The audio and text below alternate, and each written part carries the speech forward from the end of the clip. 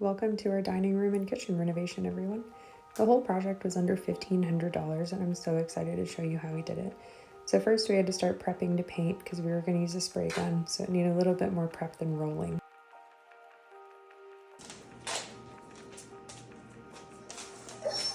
Dude, but being this tall, you see how dusty everybody's stuff is.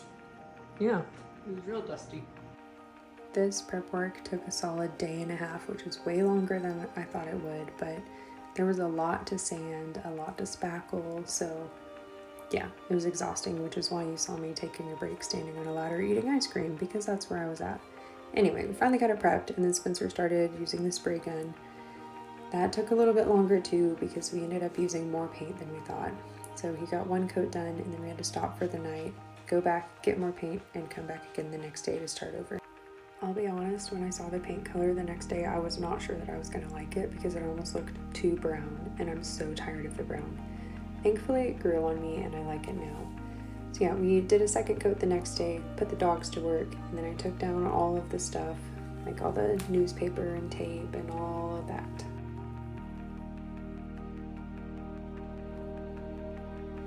I used a putty knife and a hairdryer, which worked very well to remove the old countertops. I would recommend wearing gloves because this cut my hands pretty badly in a couple spots. So then I had to remove the sink, which, fun fact, we had just put this in 2 weeks ago, so our timing was a little funny. So I removed the sink, sanded the countertops a bajillion times, and then put the contact cement on the new Formica, laid it down, applied pressure to get it to stick.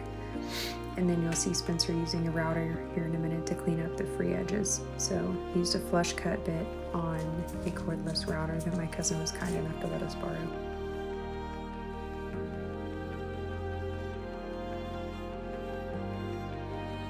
I do apologize for the layout of some of this. It was formatted for Instagram first, and then I moved it over to YouTube. So now the countertops were on, it was time to sand again and get ready for the edging. This is Ideal Edge from Home Depot, I think in the bullnose finish and satin finish. We just wood glued those on, which is pretty simple actually, and it made a big difference.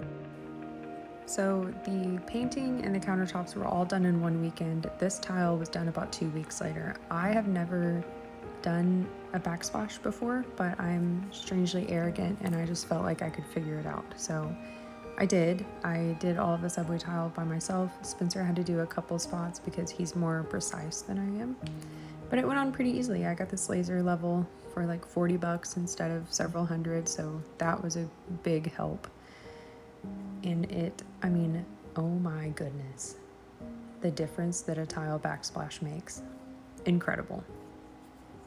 So then we just did the grouting. I cleaned up after. Spencer put the grout in and then I cleaned up after it. It was so easy, honestly. It was a very simple process.